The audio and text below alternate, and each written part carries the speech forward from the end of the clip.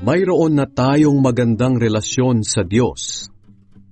Kaya ngayong itinuturing na tayong matuwid dahil sa pananampalataya natin sa ating Panginoong Hesukristo, mayroon na tayong magandang relasyon sa Diyos.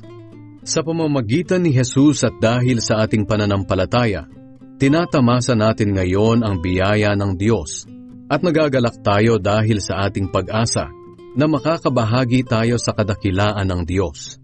At nagagalak din tayo kahit na dumaranas tayo ng mga paghihirap dahil natututo tayong magtiis. Alam natin na ang pagtitiis ay nagpapabuti sa ating pagkatao. At kung mabuti ang ating pagkatao, may pag-asa tayo na makakabahagi tayo sa kadakilaan ng Diyos.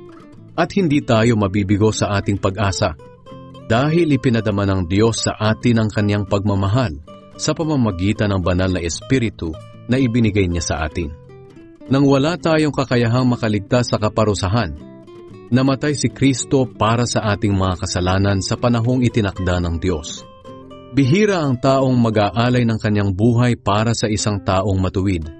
Bagamat maaaring mayroong maglakas loob na ibigay ang kanyang buhay para sa isang mabuting tao. Pero ipinakita ng Diyos sa atin ang kanyang pag-ibig sa ganitong paraan.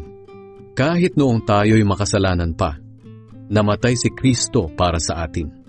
At ngayong itinuring na tayong matuwid sa pamamagitan ng dugo ni Kristo, tiyak na maliligtas tayo sa parusa ng Diyos dahil kay Kristo. Dati kaaway tayo ng Diyos, pero ngayon, tinanggap na niya tayong mga kaibigan sa pamamagitan ng pagkamatay ng kanyang anak. At ngayong mayroon na tayong magandang relasyon sa Diyos, tiyak na ililigtas niya tayo sa kaparusahan sa pamamagitan ng buhay ni Kristo.